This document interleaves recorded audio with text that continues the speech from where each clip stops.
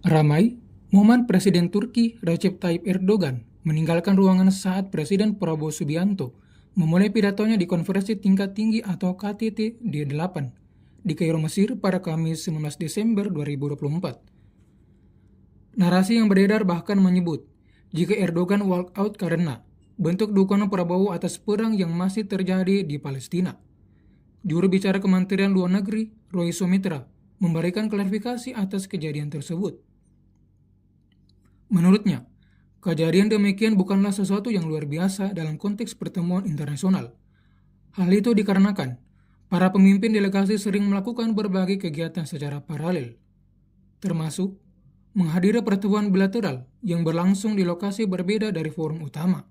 Apalagi, Prabowo disebut sempat bertemu secara singkat dengan seluruh kepala delegasi, termasuk Erdogan, baik sebelum dan sesudah KTT berlangsung.